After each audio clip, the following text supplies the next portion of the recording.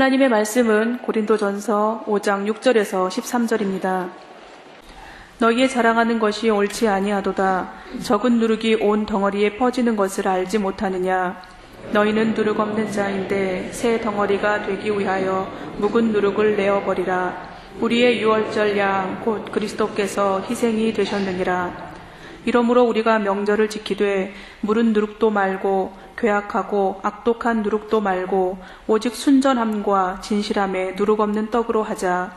내가 너희에게 쓴 것에 음행하는 자들을 사귀지 말라 하였거니와 이 말은 이 세상에 음행하는 자들이나 탐하는 자들과 토색하는 자들이나 우상 숭배하는 자들을 도무지 사귀지 말라 하는 것이 아니니 만일 그리하려면 세상 밖으로 나가야 할 것이라.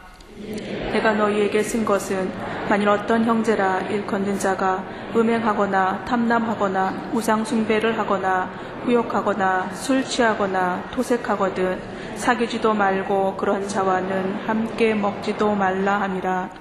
외인들을 판단하는데 내게 무슨 상관이 있으리요마는 교중 사람들이야 너희가 판단치 아니하랴. 외인들은 하나님이 판단하시려니와 이 악한 사람은 너희 중에서 내어 쫓으라. 아멘. 고린도서를 3주 만에 다시 합니다. 3주 전에 한 내용 기억들 하십니까? 고린도전서 5장, 6장은 고린도 교회 교인들의 도덕적 해이에 대해서 사도 바울이 권면하는 내용이라고 했습니다. 고린도 교회 교인들은 구원의 기쁨은 누렸지만 그러나 여전히 육신에 속해 있는 자였습니다. 말하자면 성령을 쫓아 행하지 않는 영적 미숙아들이었습니다. 그래서 자기들에게 속한 것, 가진 것들을 자랑하면서 서로 왕노릇했습니다. 서로 왕노릇한다고 하는 것은 자기 밖에 절대적인 기준이 없는 것이죠.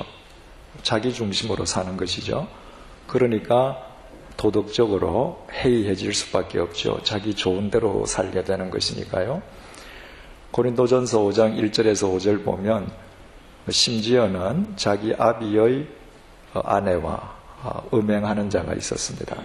아비의 아내니까 친어머니를 가리키는 말은 아니고 첩이나 계모와 음행한 자에 대해서 사도 바울이 질타를 했습니다. 그리고 그런 자들은 너희 가운데에서 출교시키라고 명령을 내렸습니다. 그것은 그를 내어 버리라는 의미가 아니라 오히려 그를 살리기 위함이었음을 우리는 지난 시간에 살펴보았습니다. 고린도 교회 교인들은 그 정도로 도덕적으로 타락해 있었습니다. 그러면서도 자신들의 타락을 자각하지 못했던 것이죠. 오늘 6절 말씀이 이렇게 계속되고 있습니다. 너희의 자랑하는 것이 옳지 아니하도다. 계속 고린도 교인들은 서로 자기 가진 것을 자랑을 했단 말이죠. 내 은사가 더 크다, 네 은사가 더 크다. 이제 계속 나아가면 알겠지만 서로 내 방언이 더 좋으니 네 방언이 더 좋으니 이러고 싸웠단 말이죠. 또 자기들이 가지고 있는 세상의 것들로 서로 자랑하고 싸웠습니다. 그것이 도대체 무슨 필요가 있는 것인가? 바꾸어 말하면 너희들이 지금 그런 거 자랑할 때냐? 사도 바울이 이렇게 말하는 겁니다. 여러분, 사람들은 다 누구나 자기 자랑거리가 있기 마련이에요. 여러분들은 뭐가 자랑거리입니까? 여러분들은 오늘 하루 뭘 자랑하셨습니까? 그것이 하나님 보시기에 정말 가치로운 것이기 때문에 자랑하셨습니까? 아니면 하나님 보시기에 너희들 지금 그런 거 자랑할 때냐? 하실 가치밖에 없는 것을 우리는 자랑하고 거기에 우리의 목을 매달고 있는 것은 아닌지 한번 되돌아봐야 되겠죠. 많은 분들이 홈페이지에 게재되는 새벽 묵상문을 읽으시고 하루 일과를 시작하시는 것으로 압니다. 요즘 저희들 창세기 22장 보고 있지 않습니까? 하나님께서 아브라함에게 네가 100세에 얻은 네 외아들 나한테 바치라 하나님께서 명령하시잖아요. 그래서 아브라함이 하나님께서 명령하시는 산 밑으로 갑니다. 그리고 그까지는 종에게 나무와 번제에 쓸 불과 칼을 종에게 들리워서 갔다가 산 아래에서 종에게 넌 여기서 기다려라. 내가 내 아들하고 가서 제사를 지내고 올게. 그리고 종이 줬던 나무를 받아서 자기 아들의 어깨에다가 나무를 지웁니다. 그리고 불과 칼은 자기가 받아서 자기 손으로 들고 산 위로 올라간단 말이죠. 종에게서 받은 그 나무를 자식에게 지워줬을 때 그 나무는 무슨 용이라고 그랬습니까? 이제 산에 올라가면 그 자식을 번제로 태워 죽일 나무입니다. 그 나무를 자식의 어깨에 지워주었습니다. 아버지는 한 손에는 불, 한 손에는 칼을 들었습니다. 이 불은 자식이 누워있으면 그 밑에 장작에 지금 댕길 불이에요. 칼은 내 자식을 그야말로 번제물, 양, 제물 잡듯이 잡을 기구예요. 그러면 그건 한마디로 뭐죠? 하나님에 대한 철저한 순종의 증표입니다. 내 아들에게 나무를 지어줄 때 나중에 그 아들이 그 의미를 알았을 때 그 나무를 뭘로 받아들였겠어요? 내 아버지는 내 어깨에 하나님께 순종하지 않으면 안 되는 멍에를 그때 지어주셨구나. 참 감사하다 그러겠죠. 그 아버지 손에 들려있는 불과 칼도 하나님을 향한 순종의 증표잖아요. 내 자신이 이해가 되고 안 되고를 떠나서 하나님 명령이시기 때문에 내가 일단 이거 들고 가서 순종하겠다는 것 아닙니까? 여러분들은 자식 등에 뭘 지워주고 지금 자랑하십니까? 내가 이런 거 해줬다고 자랑하는 것 중에서 여러분들이 먼저 이 세상을 떠난 뒤에 정말 그 자식에게 보탬이 되고 그 자식 코끝에서 호흡이 끊어질 때에 그 자식을 영원히 책임져 줄 것을 지워주고 지금 자랑하십니까? 여러분들 손에는 지금 뭐가 들려있고 뭘 자랑하시는 것입니까? 정말 우리가 내가 이 세상을 떠날 때 나의 호흡이 끊어질 때 나를 책임져 줄 수 있는 분은 하나님밖에 없고 그 하나님 앞에 순종하는 내 삶 외에는 자랑할 것이 없습니다. 그 하나님께 순종하는 내 삶이라는 것은 결과적으로 주님을 자랑하는 것이죠. 그 이외에 무엇을 자랑할 것이 있겠습니까? 바울의 말이 이렇게 계속이 돼요. 너희의 자랑하는 것이 옳지 아니하도다. 적은 누룩이 온 덩어리에 퍼지는 것을 알지 못하느냐. 너희가 자랑하는 것이 옳지 못한 까닭은 적은 누룩이 온 덩어리에 퍼지기 때문이라는 것입니다. 누룩의 특징은 극히 미량의 효소인데 이 효소가 자기보다 몇천 배, 몇만 배 되는 반죽을 발효시킨다는 거잖아요. 여러분, 이 정도 되는 반죽이 있다고 하십시다. 거기에 누룩 조금 넣지 않습니까? 그죠? 그런데 그 누룩이 그 전체를 부풀린다라고 할 때 그 누룩 조그만 양에 따져 보십시오. 아무리 작은 반죽이라도 최소한 몇백 배, 몇천 배는 되지 않겠어요? 그래서 누룩의 특징은 확산력 혹은 폭발력에 있습니다. 예수 그리스도께서 마태복음 13장 33절에서 천국을 누룩에 비유하셨습니다. 천국은 마치 여자가 가루 서말 속에 갖다 넣어 전부 부풀게 한 누룩과 같으니라. 예수 그리스도의 복음의 폭발력, 확산력을 누룩에 비유하신 것이죠. 천국 복음이 내 속에 한 번만 뿌리지면 이 큰 우리 사람이 인생이 변하지 않습니까? 이 작은 이 말씀 때문에. 이 천국 복음이 한 시대에 떨어지면 한 시대, 한 나라의 역사가 바뀌지 않습니까? 그러니까 복음은 누룩과 같죠. 그런데 오늘 이 본문에서 누룩은 죄로 지금 상징되고 있는 것입니다. 복음이나 죄나 확산력과 폭발력을 지니고 있다는 면에서는 동일해요. 죄도 탁 떨어지면 순식간에 퍼집니다. 폭발력과 확산력이 있다는 의미에서는 똑같은데 그 방향이 어느 쪽이냐에 따라서 구별되는 겁니다. 복음은 사람을 살리는 쪽으로 폭발력을 갖고 있고 죄는 사람을 죽이는 쪽으로 폭발력을 갖고 있어요. 너희들 지금 삶 속에서 온갖 죄 덩어리를 다 갖고 있으면서 그 문제는 개의치도 않고 너희들 세상에 가진 것으로 자랑하고 있다니 너희들이 참 미련하다 이 말이에요. 여러분, 우리 다윗을 잘 알지 않습니까? 다윗이 얼마나 선하고 의로운 사람이었는지도 잘 알고요. 그리고 그가 얼마나 어처구니 없이 죄를 지었는지도 잘 알지 않습니까? 어느 날 저녁에 베란다에서 이미 해가 져서 어두워졌는데 목욕하는 어떤 먼 집의 여자를 보고 탐이 났죠. 탐내지 말라는 10계명을 딱 범한 겁니다. 거기에서 끝나질 않았어요. 거기서 끝났더라면 문제는 안 생기죠. 내 마음속에 탐욕이 일어나는데 이것을 묵은 누룩을 버릴 생각을 하지 않고 거기에 복종을 했습니다. 저 여자 누구냐? 유부녀예요. 자기 충신의 부인이에요. 알고서 데려오라. 자기 침실로 불렀습니다. 도둑질했죠. 남의 부인. 8계명 어긴 거죠. 그죠? 불러다가 격려해주고 보낸 것이 아니라 같이 잠을 잤습니다. 간음하지 말라 7계명 범했죠. 그리고 그 여자가 아이를 가지니까 마치 자기 아이가 아닌 것처럼 거짓 알리바이 꾸미잖아요. 9계명 거짓 증언하지 말라 범했죠. 그래도 안 되니까 요압 장군 시켜서 그 남자 죽여버렸습니다. 살인하지 말라 그랬죠. 그 계명 범했죠. 그런데 나단 선지자가 와서 당신이 이렇게 나쁜 사람입니다라고 구체적으로 이야기해 주기 전까지 다윗은 자기 죄를 인식도 못했습니다. 그리고 매 안식일 되면 성막 찾아가서 거룩하게 여호와 이름 불렀겠죠. 여호와의 이름을 망령되이 부르지 말라 계명 범하는 거죠. 그 조그만 죄 하나를 범했는데 이 죄를 용납하니까 다윗의 삶 속에서 누룩처럼 퍼지기 시작하니까 걷잡을 수가 없었습니다. 그걸로 끝났나요?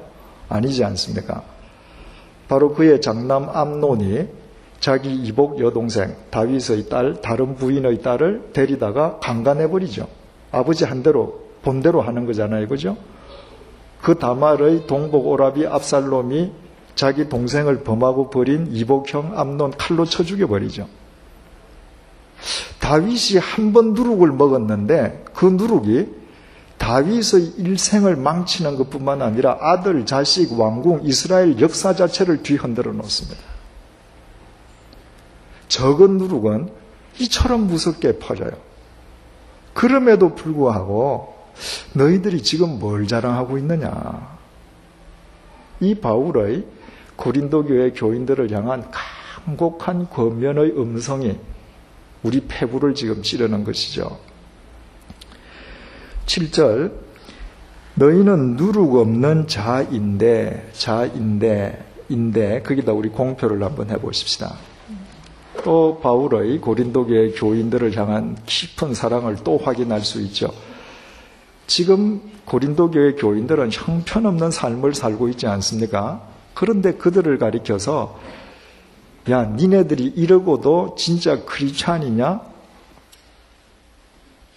너희들이 그러고도 정말 주님의 제자냐? 이렇게 말하는 것이 아니라 너희는 누룩 없는 자인데 현재형으로 또 인정을 해줍니다.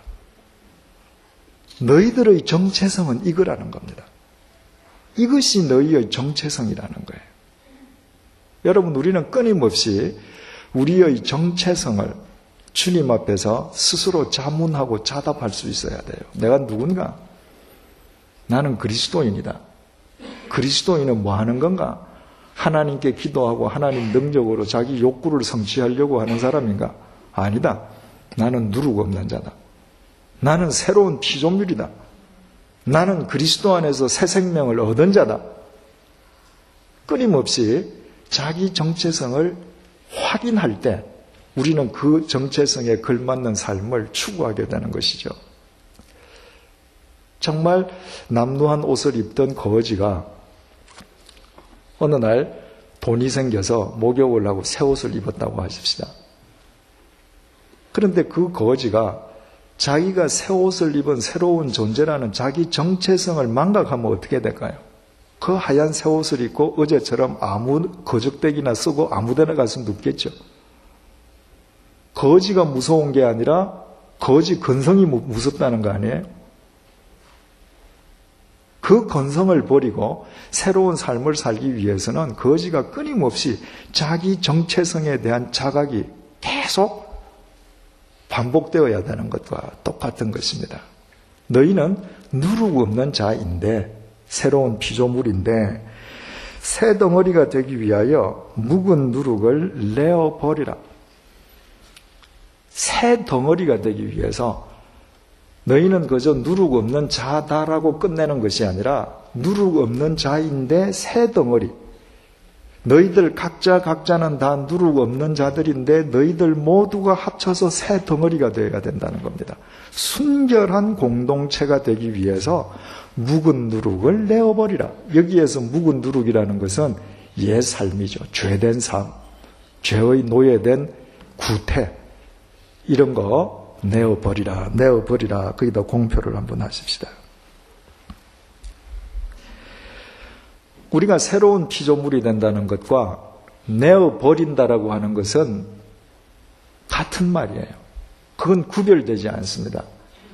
내가 새로운 피조물로 살아간다면 옛 삶을 버렸다는 의미이고, 내가 옛 삶을 버렸다면 새로운 피조물이 되었기 때문에. 고린도 교회 교인들의 가장 큰 문제는 무엇인가? 두 개 다 하고 싶은 거예요. 그리스도 안에서 새로운 피조물이라는 인정도 받고 싶고, 묵은 누룩 삶도 살고 싶은 거예요. 교회에 와서는 그리스도인처럼 살고 싶고, 예배당만 나서면 고린도 사람하고 똑같이 살고 싶은 것입니다. 그래서 바울이 얘기하는 거예요. 너희들은 그리스도 안에서 누룩 없는 자로 이미 인정받은 누룩 없는 자인데 왜 그렇게 사느냐? 순결한 공동체가 되기 위해서는 묵은 누룩을 내어버리라. 우리의 유월절 양 곧 그리스도께서 희생이 되셨느니라. 어떻게 우리가 누룩 없는 자가 되고 새로운 피조물이 되었는가? 그리스도께서 유월절 희생이 되셨기 때문이라는 것입니다. 바로 예수 그리스도께서 십자가에서 우리의 죄값을 대신 치러주심으로 우리는 죄인이지만 예수 그리스도 안에서 우리는 새로운 피조물이 되었다는 것이에요. 그것을 믿는다면 옛 삶을 끊어야 되지 않겠느냐, 이 말입니다. 그런데 여기에서 사도 바울이 예수 그리스도를 유월절 어린 양이다, 이렇게 표현을 했습니다. 우리 다 이 표현을 왜 유월절 어린 양이다라고 했는지 알고 계시죠? 그죠? 먼저 유월절을 우리가 생각해 보면 되죠. 하나님께서 이스라엘 백성들을 에집트 노예살이에서 해방시킬 때잖아요. 파라오더러 이스라엘 백성들을 해방시키게끔 하나님께서 여러 재앙을 내리셨는데도 끝내 파라오 왕이 마음이 강팍해져서 하나님 말씀을 안 듣죠. 제일 마지막에 하나님께서 내리신 재앙이 전 이집트에 있는 짐승의 첫 번째 새끼, 그리고 모든 집에 장자를 치시는 것이었습니다. 그러나 이스라엘 백성들에게는 너희들이 어린 양을 잡아서 그 피를 너희 집 문 좌우 문설주와 임방, 그게 문틀이죠, 그죠? 문틀에다가 그 피를 발라둬라. 왜 그 피를 발라두라고 명령하셨는가? 출애굽기 12장 13절입니다. 내가 애굽 땅을 칠 때에 그 피가 너희에 거하는 집에 있어서 너희를 위하여 표적이 될지라. 내가 피를 볼 때에 너희를 넘어가리니 재앙이 너희에게 내려 멸하지 아니하리라. 우리 구역 공부할 때 다 보셨죠, 그죠? 피를 문 기둥의 틀에다가 발라둡니다.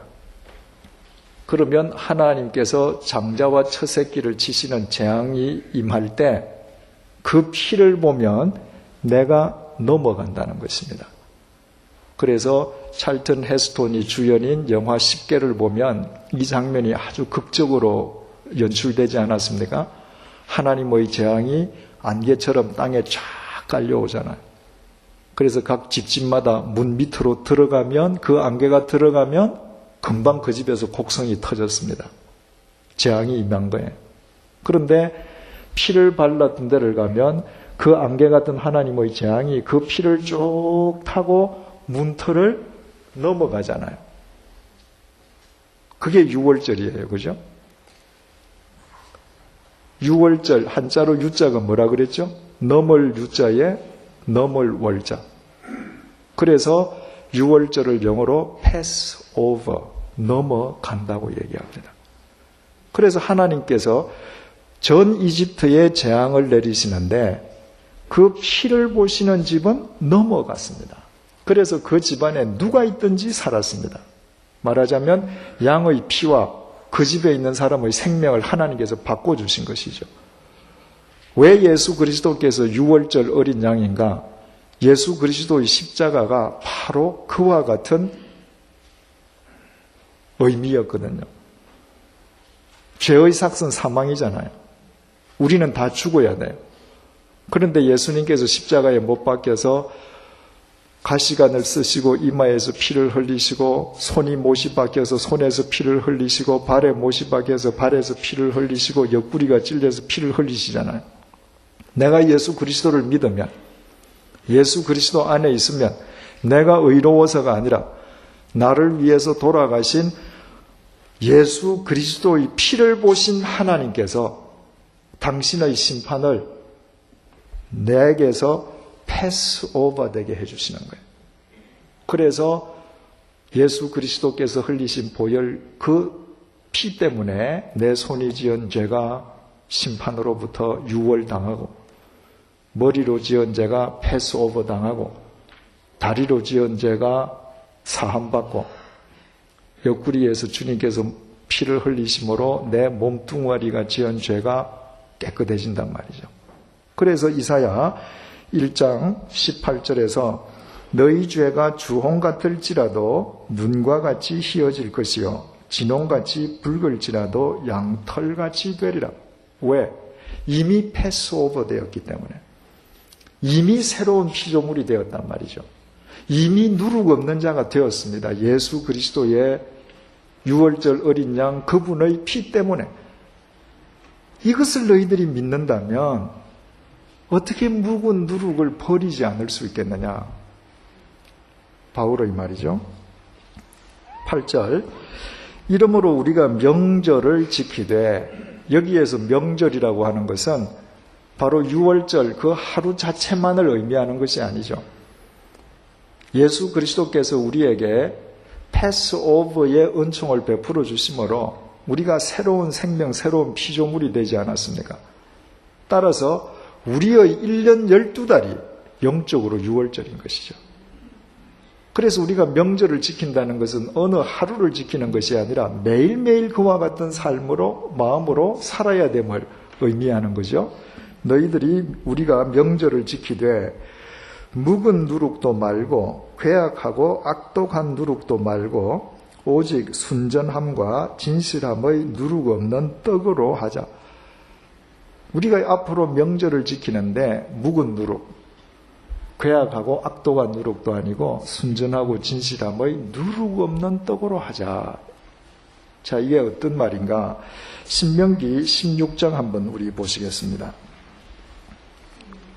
신명기 16장 구약성경 287쪽입니다.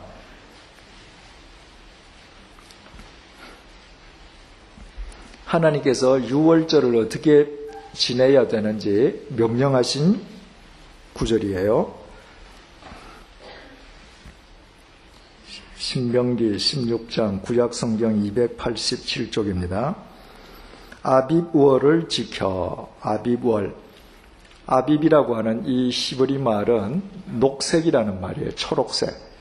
그래서 아빕월은 실록의 계절을 의미합니다. 모든 것이 잎이 새파랗게 돋아나는 계절. 우리 양력으로 얘기하면 3, 4월이 되죠.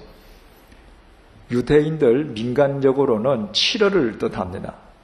그런데 종교력으로는 바로 이 아비벌이 정월이 돼요. 6월절이 있었던 그 달을 유대인들에게 있어서는 7월달이었는데 하나님께서 이날부터 정월 초하루로 삼아라 이렇게 얘기하셨습니다. 그래서 아비벌이 정월이 되었는데 이스라엘 백성들이 예루살렘 멸망 이후에 70년 동안 바벨로니아에 가서 포로로 끌려가지 않습니까?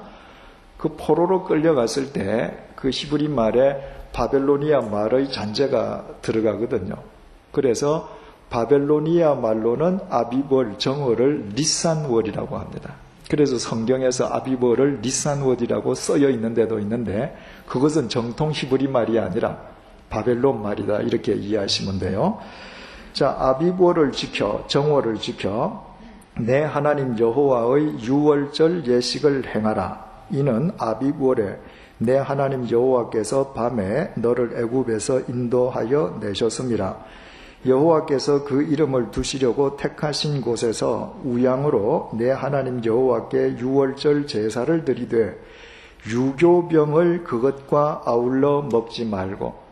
유월절 제사를 드리는데 유교병, 이 교자가 한자말로는 효자죠. 효소하는 효자. 그런데 읽을 때는 교로 읽습니다. 누룩을 넣은 빵을 먹지 말고 그 말이에요.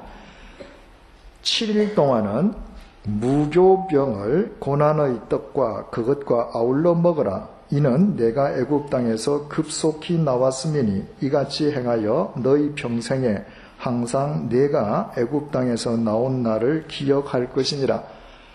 그 7일 동안 유월절을 지키는데 누룩 없는 떡만 먹으라는 거예요. 그래서 유월절을 가리켜서 무교절이라고 부르죠.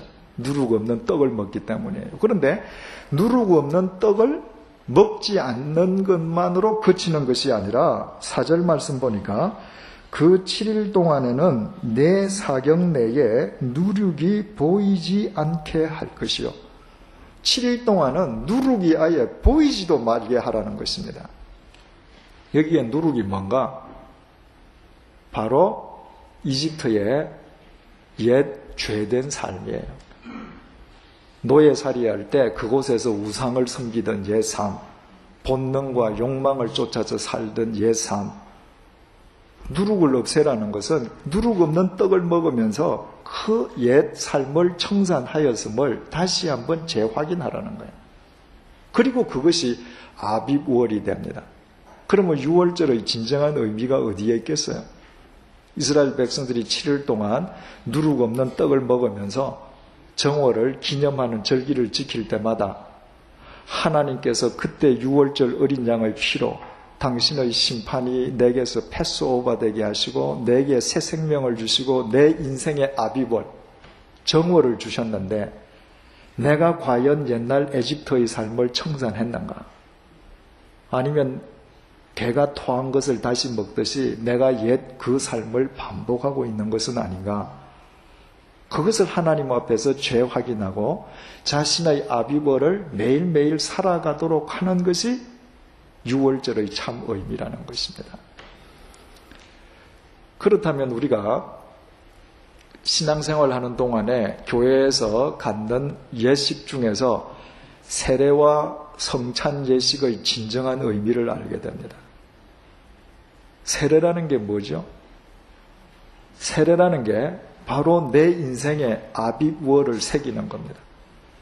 이제 끝까지 내가 죄된 삶에 종속되어 있던 옛 삶을 버리고 예수 그리스도 안에서 오늘부터 아비월입니다. 누룩 없는 삶을 삽니다. 그게 세례란 말이죠. 이제 앞으로 우리가 순서에 따라서 살펴보시겠습니다만은 고린도전서 10장에서 사도 바울이 출애굽을 해서 홍해를 건넌 것을 세례라고 그랬습니다. 홍해를 건너면서 홍해 바다 속에서 당신이 예수를 믿느냐 하나님을 믿느냐 서약도 없었고요. 머릿속에 물을 뿌리는 세례의식도 없었습니다. 그런데 어떻게 홍해를 건넌 것 자체가 세례일 수 있는가? 이스라엘 백성들이 에집트 쪽에 서서 홍해 앞에 탁 섰는데 바다가 막혀 있지 않았습니까? 하나님께서 그 바다를 열어주셨죠? 바다 속에서 나온 마른 땅으로 이스라엘 백성들이 건너갔는데 건너가고 바다가 갈라진 채로 있었던가요? 아니에요. 이스라엘 백성들이 건너간 뒤에 바다가 다시 합쳐졌습니다. 옛날로 돌아갈 길이 없어진 겁니다. 그래서 그것이 세례였습니다. 몸이 건넌과 동시에 몸이 다시는 홍해로 되돌아갈 길이 없어졌습니다. 옛 삶을 버리지 않을 수 없게 된 것입니다. 그것이 세례의 의미라는 것입니다. 그러므로 우리가 세례를 받는다고 하는 것은 하나님, 이제 내게는 옛날로 돌아갈 길이 없어졌습니다. 내 앞에는 예수 그리스도 안에서 내가 나아가야 할 가나안 길밖에 없습니다. 그래서 세례식이야말로 우리에게 있어서 가장 중요한 영적인 아비벌이 되는 것이죠. 제가 아는 교우님들 가운데 몇 분이 당신이 세례받으신 날을 생일로 지키시는 분이 계셔요. 전 그건 정말 참 좋은 영적 결단이라고 생각을 합니다. 우리가 이 땅에 태어난 생일도 좋지만 하나님께서는 이스라엘 백성들에게 1월달이 있었는데 옛날 애굽의 죄된 삶에서 나오는 그날을 아비벌 정월로 삼으라고 그러셨거든요.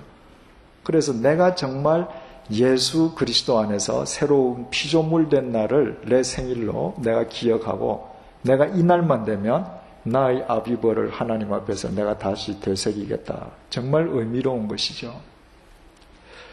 우리 21일 날 세례식이 있지 않습니까? 그런데 이렇게 보니까 신청하셔야 될 것 같은 분들이 신청을 안 하셨더라고요. 요즘은 교회에 등록을 하면 상대가 무슨 얼마나 믿었느냐 안 믿었냐를 따지지 않고 또 특히 구역 공부할 때 서로 마땅한 부를 호칭이 없으니까 무조건 집사님이잖아요. 그러니까 아마 집사님이라고 호칭을 당하시는 분들이 새삼스럽게 내가 아직 세례도 안 받았다. 아마 이게 쑥스러워서 못 밝히시는 거 아닌가 싶어서 행여라도 그런 분이 계시면 쑥스러워 하시지 말고 세례를 받으시라고 제가 말씀을 드립니다. 하나님과 사람 앞에서 공개적으로 자기 아비벌을 가져야 합니다. 뿐만 아니라 캐톨릭에서 등록하신 분이시라든지 어릴 때 유아 세례를 받으신 분들은 21일 날 입교식을 하시면 됩니다. 주님 앞에서 다시 서약을 하시면 세례교인이 되는 것이거든요. 또 두 번째로 우리 교회 생활 가운데의 중요한 예식이 뭔가? 성찬식이죠. 우리가 지금 이 예배당 사정 때문에 아직 성찬식을 못했기 때문에 21일 날 세례식이 있는 날 수요일 날 성찬식을 가지려고 합니다. 성찬식의 의미가 뭐죠? 예수님께서 나를 위해서 당신의 살을 찢으시고 피를 흘리셔서 패스오버의 은혜로 나를 새로운 피조물로 되게 해주셨다는 것을 기념하고 그래서 내가 새로운 피조물로 살아가겠다는 것을 주님 앞에서 재결심하고 다짐하는 것이 성찬식입니다.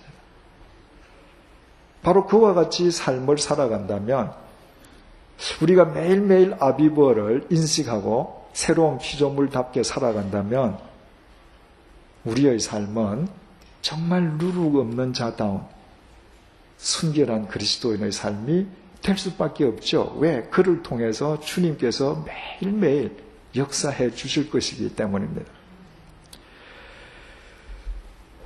내가 너희에게 쓴 것에 지금 사도 바울이 고린도 교인들에게 편지를 쓰고 있지 않습니까?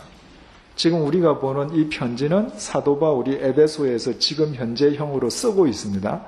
그 편지를 쓰면서 내가 쓴 것에 과거형으로 이야기했습니다. 우리가 고린도서를 시작할 때 첫째 날 제가 말씀을 드렸죠.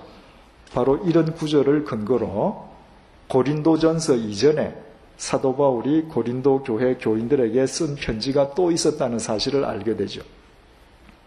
그런데 그 편지는 언제 썼고 그 편지의 내용은 무엇이었는가? 우리가 궁금하기가 쉬운데 전혀 그것은 우리에게 별 중요하지 않습니다. 왜? 그것은 성경에 들어갈 필요가 없기 때문에 하나님께서 안 넣으신 거거든요. 단지 사도 바울이 그 전에 썼던 편지가 있었다는 사실만 우리는 알면 되는 것이지, 우리가 알아야 될 내용만 하나님께서 모으셔서 우리에게 주셨으니까 그 내용까지 우리가 알려고 할 필요는 없죠. 9절, 내가 너희에게 쓴 것에 음행하는 자들을 사귀지 말라 하였거니와, 그 이전 편지에서 사도 바울이 언급할 때 이런 구절이 있었다는 거예요. 음행하는 자들을 너희들은 사귀지도 말라. 여기에서 음행이라고 하는 것은 단순히 음행한 그 죄 자체를 범한 사람만 의미하는 것이 아니죠. 음행과 같은 죄를 범하는 자들을 사귀지 말라. 더 쉽게 말씀드리면 우리는 다 홍해를 건넌 자인데, 홍해를 건너서 세례받은 자인데, 홍해 이쪽에서 살아야 될 사람들이 아직도 홍해 저편에서 머무적거리고 있는 사람들, 묵은 누룩을 끊지 못하는 사람들, 그 사람들을 사귀지 말라. 사귀지 말라고 하는 헬라어가 시나나미 근위미 하는 단어인데, 이것은 함께 섞이지 말라는 겁니다. 더 쉽게 표현하면 동화되지 말라는 겁니다.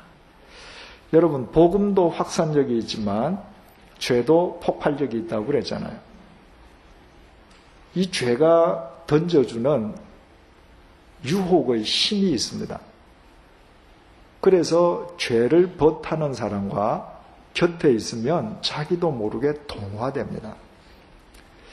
제가 어느 곳을 갔을 때 어떤 분으로부터 이런 상담을 받았습니다.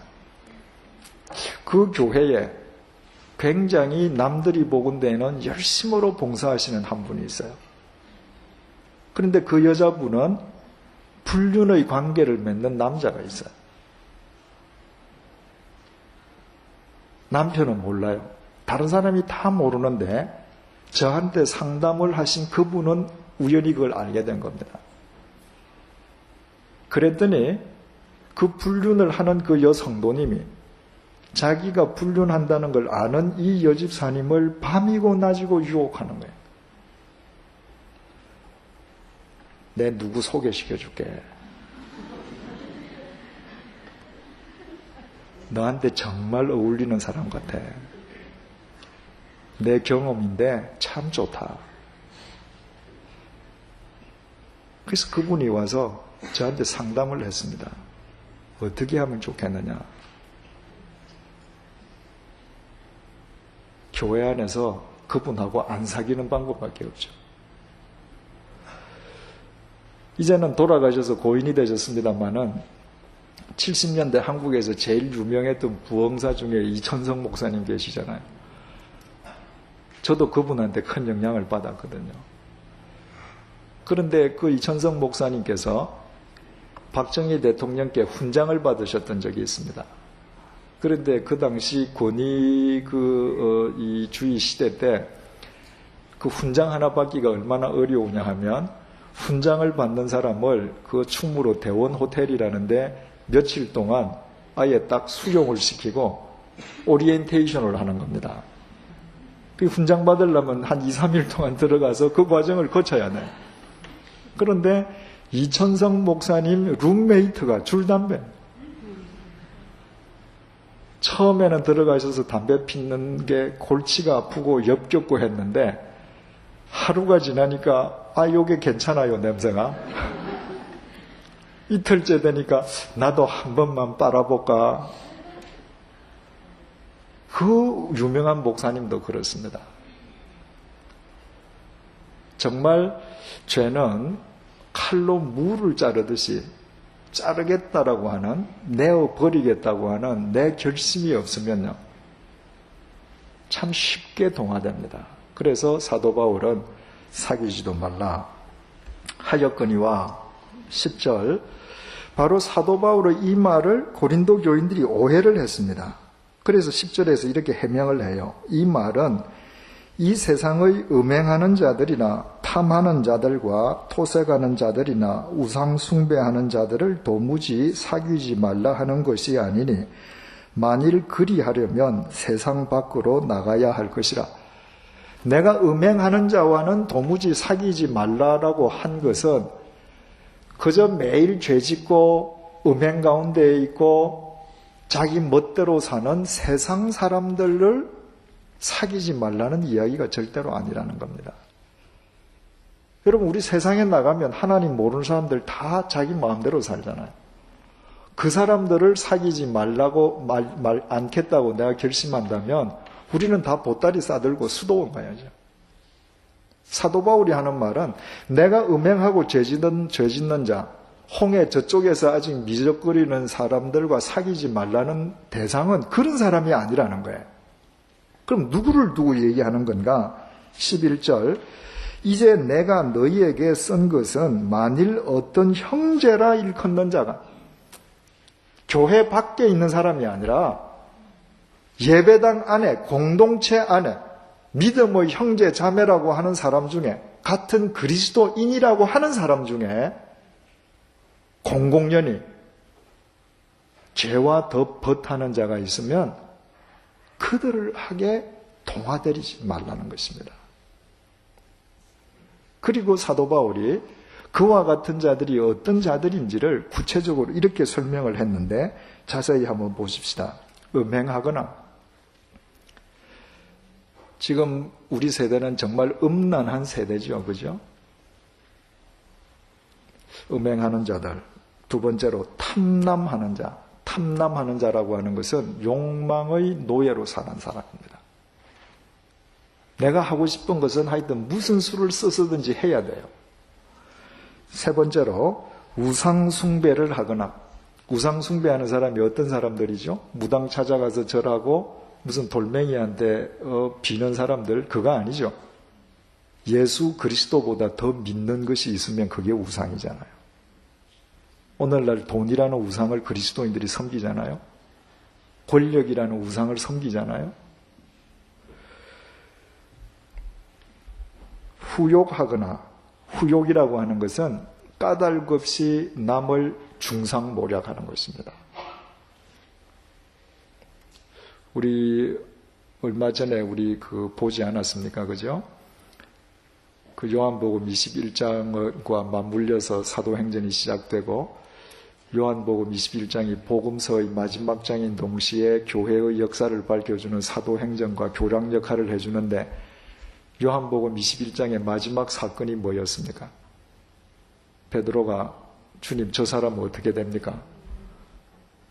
내가 다시 올 때까지 저를 살려둔다고 할지라도 그게 너한테 무슨 상관이냐? 너는 나를 따르라. 그러셨더니 이 말이 나가서 그는 절대로 안 죽는다 하더라. 거짓말 퍼졌죠.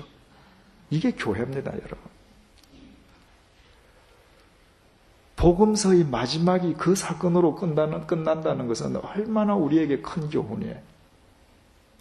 교회처럼 많은 사람들이 서로 모여서 교제하는 공동체가 없기 때문에 자칫 잘못하면 거짓 소문 듣고 사람 중상모략하는 데가 교회입니다.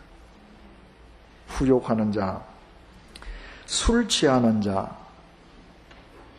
술이 나쁜 게 왜 나쁘죠? 우리의 영혼과 정신을 혼미하게 하지 않습니까? 그렇다면 내가 꼭 술을 먹지 아니해도 내 영혼과 정신을 혼미하게 무엇인가 빼앗기고 있다. 취한 건 똑같은 거죠. 그죠? 토색하는 자. 토색하는 자는 당연히 남에게 돌아가야 될 몫을 불의하게 가로채는 겁니다. 자, 사도 바울은 이런 자들은 사귀지도 말라. 제일 11절 후에 보십시다. 토색하거든 사귀지도 말고 그런 자와는 함께 먹지도 말라 함이니라. 세상 밖에 있는 사람들이 아니라 예배당 안에서 이렇게 사는 사람들하고는 함께 먹지도 말고 사귀지도 말라. 그러면 여러분, 우리가 정말 냉철하게 한번 생각해 보십시다. 지금 사도 바울이 거명한 이 6가지에 해당되지 않는 그리스도인, 우리가 누구를 사귈 그리스도인이 있겠습니까? 우리가 이 예배당 내에서 여기에 다 해당되지 않는 사람을 사귈 사람을 손꼽는다면 몇 사람을 뽑아낼 수 있을까요? 아니, 거꾸로 하나님 앞에서 우리 가슴에 손을 얹고 한번 정직하게 생각해 보십시다. 다른 사람이 나를 거리낌 없이 사귀어도 좋을 만큼 나는 여기에서 다 지금 벗어나 있는가? 이 사도 바울의 말씀 앞에 서면 오늘날 교회가 얼마나 순결성을 상실하고 있는가? 우리가 그리스도를 믿는다라고 하면서도 얼마나 순결과 거리가 먼 상태에 있는가? 우리 스스로 깨닫게 됩니다. 12절, 외인들을 판단하는데, 외인들은 교회 밖 세상 사람들입니다. 외인들을 판단하는데 내게 무슨 상관이 있으리요마는 세상 밖 사람들을 나는 판단하지 않는다는 것이죠. 왜? 13절 보니까 외인들은 하나님이 판단하시려니와, 세상 바깥 사람은 하나님이 심판하셔요. 세상 바깥 사람은 우리가 오히려 긍휼의 대상으로 삼고 전도의 대상으로 삼고 그들에게 나아가서 진리의 빛이 되어주지만 그들이 끝내 돌아오지 않는 것은 하나님께서 판단하실 문제예요. 나는 상관 안 해도 돼요.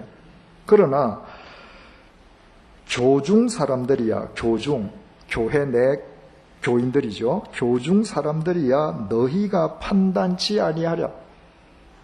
한 교회 지체를 이루고 있는 사람이 그렇게 공공연하게 죄된 삶을 산다면 너 한 사람이 아니라 목사, 장로, 집사, 권사 너 한 사람이 아니라 너희 모두예요. 모두.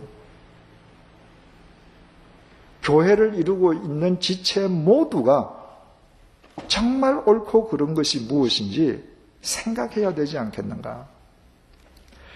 13절, 외인들은 하나님이 판단하시려니와, 아까 말씀드렸죠? 세상 바깥 사람들은 하나님이 심판하시려니와 이 악한 사람은 너희 중에서 내어 쫓아라. 내어 쫓아라라고 하는 이 명령형이 2인칭 복수형입니다.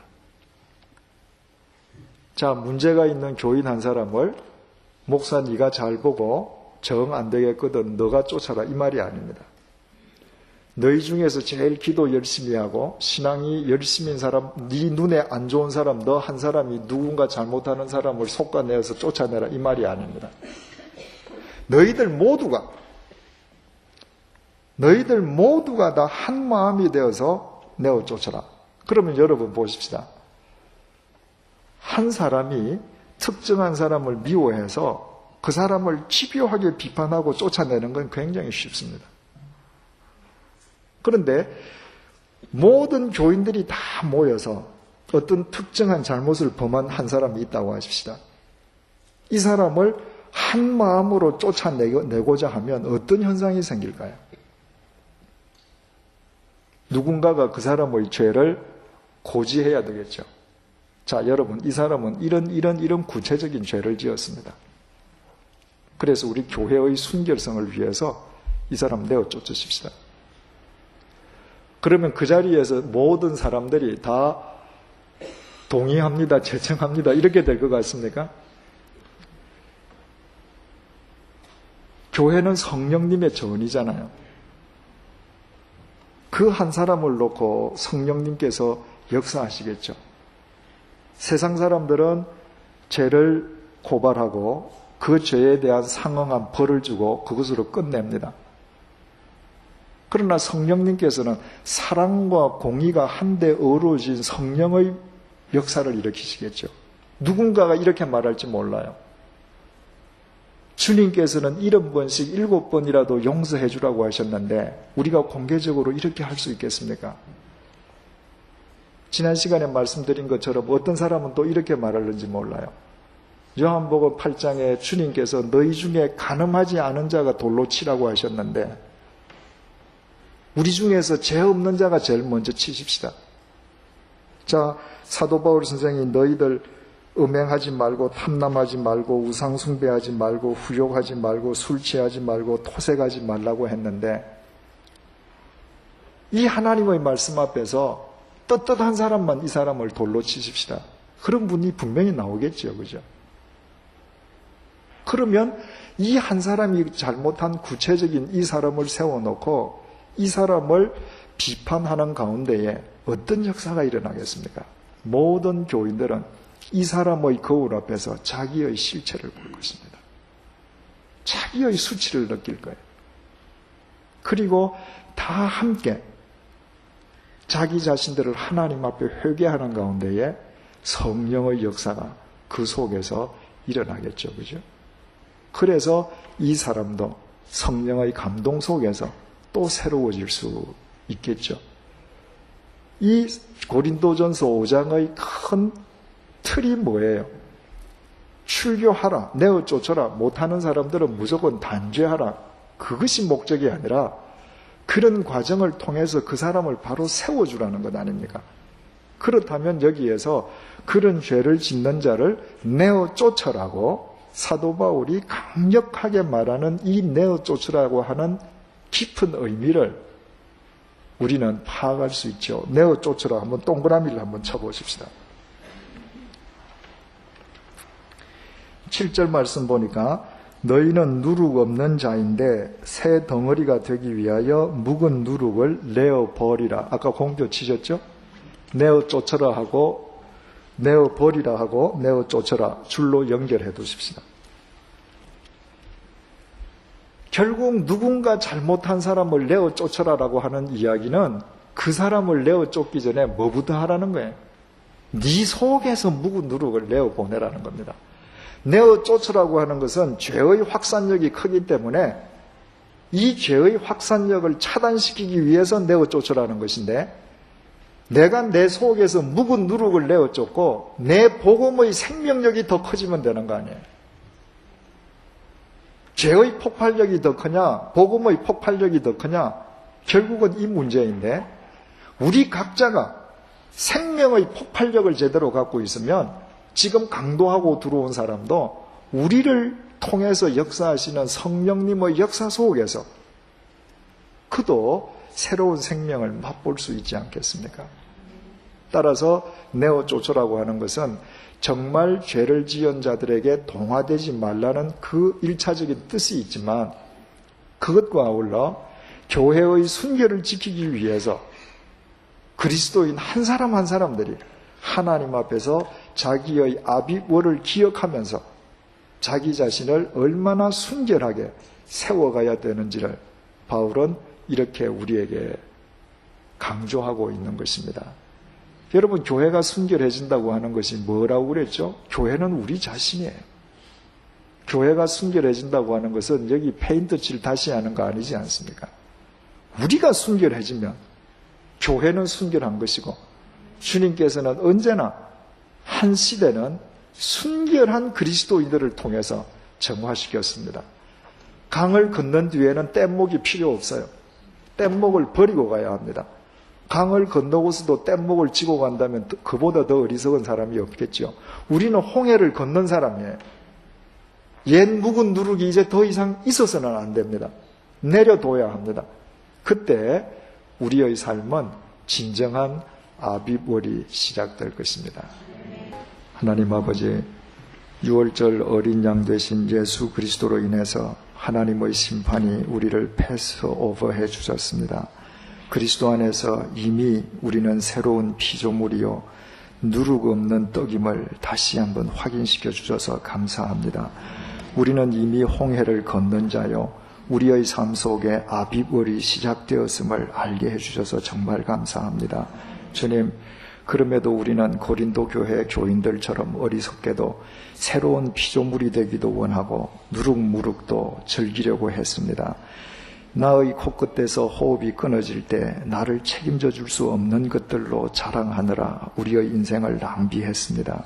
그 모든 잘못을 일깨워 주시고 너희는 누룩 없는 자인데 하고 우리의 정체성을 다시 확인시켜 주셔서 정말 감사합니다. 주님, 누룩 없는 떡으로 온전히 순전함과 진실함으로 우리 하나님의 영광을 드러내게 도와주옵소서. 매일매일 오늘이 아비월이요 오늘이 새해요 새로운 피조물의 새날임을 인식하며 살아갈 수 있도록 도와주옵소서. 우리 각자가 순결하게 해주시어서 우리 교회가 순결할 수 있도록 도와주시고 순결한 이 교회가 혼탁한 이 시대 진리의 등대가 될 수 있도록 도와주옵소서. 우리 각자가 생명의 폭발력을 지니고 살아가게 해주셔서 많은 사람을 살리는 생명의 통로가 되게 하시되 우리 가운데에 한 사람도 죄의 폭발력을 지니고 다른 사람을 실족해 하는 어리석은 자가 없도록 도와주옵소서. 우리 주 예수 그리스도의 은혜와 하나님의 사랑과 성령님의 교통하심이 순결한 그리스도인으로 살아갈 것을 결단하는 주님의 사람들과 100주년 기념교회 위에 이제로부터 영원토록 함께 해주시기를 간절히 축원하옵나이다. 아멘.